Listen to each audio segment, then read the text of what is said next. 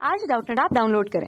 Doubtnut पर अपने सभी गणित, रसायन विज्ञान, भौतिक विज्ञान और जीव विज्ञान के डाउट्स का करो सफाया। बस प्रश्न की फोटो खींचो, एक ही प्रश्न को क्रॉप करो और तुरंत वीडियो सोल्यूशन पाओ। अभी डाउनलोड करें। हेलो स्टूडेंट्स, आपके सामने एक प्रश्न दिया है कि छोटी आंत की संरचना के बारे में लिखें।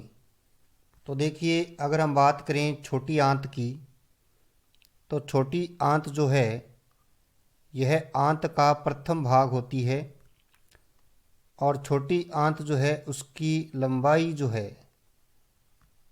वो बड़ी आंत से ज़्यादा होती है, लेकिन इसका व्यास कम होने के कारण इसे छोटी आंत कहा जाता है।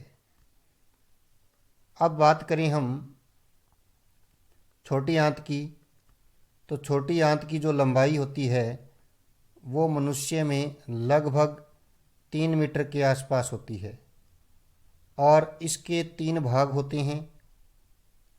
पहला भाग जो होता है उसे हम कहते हैं ग्रहणी और दूसरा जो भाग होता है उसे कहते हैं मध्य आंत्र और उसके पश्चात जो तीसरा भाग होता है उसे हम कहते हैं क्षुद्र आंत्र।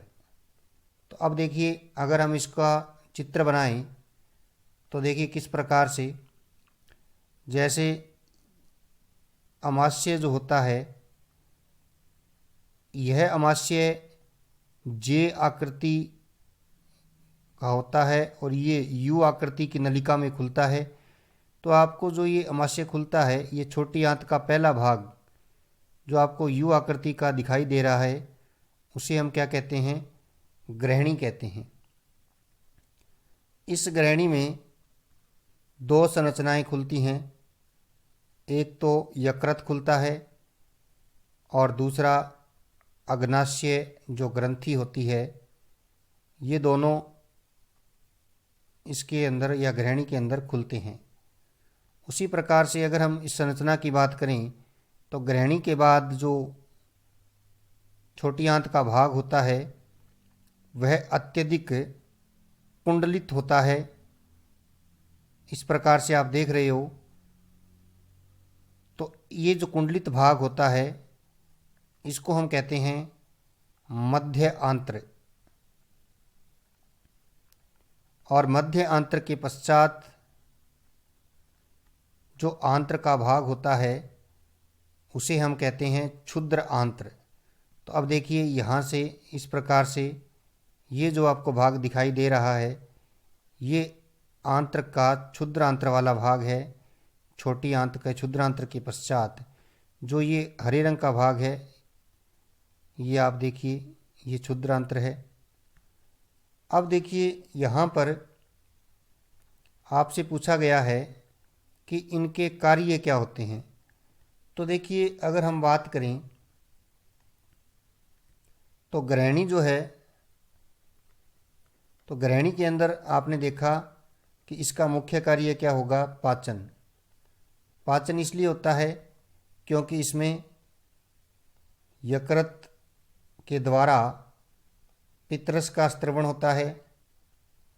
उसी के साथ जो अग्नाशय ग्रंथि है, अग्नाशय ग्रंथि से अग्नाशय रस का स्त्रवण होता है।